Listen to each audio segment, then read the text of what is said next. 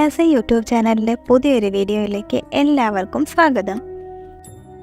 കൂടുതൽ ക്ഷേത്രവിശേഷങ്ങൾക്കായി Kailasa YouTube channel subscribe ചെയ്യുക.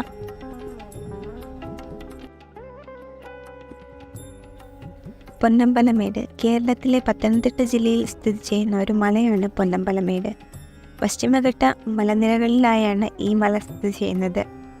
പെരുന്നാട് ഗ്രാമപഞ്ചായത്തിലാണ് ഈ മലയുടെ സ്ഥാനം. ശബരിമല ശ്രീധർമ്മശാസ്ത്ര ക്ഷേത്രത്തിനടുത്താണ് ഈ മല സ്ഥിതി ചെയ്യുന്നത്. മകരജ്യോതി തെളിയിക്കുന്ന സ്ഥലമാണ് പൊന്നമ്പലമേട്. പൊന്നമ്പലമേട്ടിൽ ശാസ്താവിൻ്റെ മൂലസ്ഥാനത്ത് പണ്ട് ആദിവാസികൾ വിളക്ക് തെളിയിച്ച് ദീപാരാധന നടത്തുന്നതായാണ് മകരജ്യോതി അറിയപ്പെട്ടത്. പൊൻ അഥവാ സ്വർണം, അമ്പലം അഥവാ ക്ഷേത്രം, മേട് അഥവാ കുന്ന് എന്നീ അർത്ഥങ്ങൾ വരുന്ന 3 വാക്കുകൾ ചേർന്നാണ് പൊന്നമ്പലമേട് എന്ന പദം ഉണ്ടായത്. സ്വർണ്ണക്ഷേത്രം സ്ഥിതി ചെയ്യുന്ന മല എന്നാണ് ഈ വാക്കിൻ്റെ അർത്ഥം. ശബരിമല ശ്രീധർമ്മശാസ്ത്ര ക്ഷേത്രത്തിൽ നിന്നും 4 കിലോമീറ്റർ അകലെയാണ് പൊന്നമ്പലമേട് സ്ഥിതി ചെയ്യുന്നത്. സമുദ്രനിരപ്പിൽ നിന്നും 1170 മീറ്റർ അഥവാ 3840 അടി ഉയരത്തിലാണ് ഈ സ്ഥലം സ്ഥിതി ചെയ്യുന്നത്. പെരിയാർ കടുവാ സങ്കേതത്തിൻ്റെ ഭാഗമാണ് ഈ മല. റാന്നി ഫോറസ്റ്റ് ഡിവിഷനിലാണ് ഈ മലയുള്ളത്.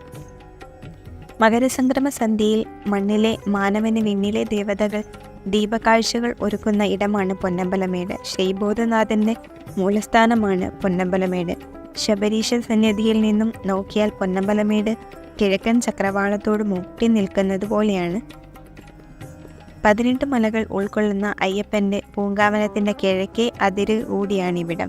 പ്രാചീന കാലത്ത് നിലനിന്നിരുന്ന ക്ഷേത്രത്തിൻ്റെ അവശിഷ്ടങ്ങൾ പൊന്നമ്പലമേട്ടിൽ കാണാൻ സാധിക്കും. ഇവിടുത്തെ ശിലാവിഗ്രഹവും ശിലാഭാഗവും പറ്റാത്ത കുളവും പൂങ്കാവനത്തിൻ്റെ പുണ്യമാണ്. ദുഷ്കരമായ വഴികളും ഘോരവനവും മനുഷ്യവാസ മേഖലയിൽ നിന്നും പൊന്നമ്പലമേടിനെ മാറ്റി നിർത്തുന്നു.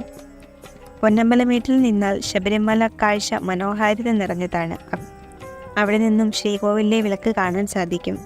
മണ്ണാറ കുളത്തി ചാലക്കയം ശബരിമല പാതയിൽ പ്ലാപ്പള്ളിയിൽ നിന്നും വലത്തോട്ട് തിരിഞ്ഞ് മൂഴിയാർ, കക്കി, ആനത്തോട് വഴി പൊന്നമ്പലമേട്ടിലെത്തും. വണ്ടിപ്പെരിയാറിൽ നിന്നും വള്ളക്കടവ്, ഗവി, കൊച്ചുപമ്പ വഴിയും എത്താം. പ്ലാപ്പള്ളിയിൽ നിന്നും 78 കിലോമീറ്ററും വണ്ടിപ്പെരിയാറിൽ നിന്നും 60 കിലോമീറ്ററും ദൂരമുണ്ട്.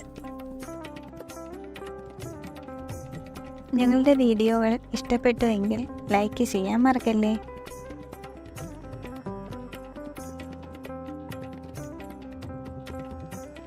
കൂടുതൽ ക്ഷേത്രവിശേഷങ്ങൾക്കായി കൈലാസ യൂട്യൂബ് ചാനൽ സബ്സ്ക്രൈബ് ചെയ്യുക.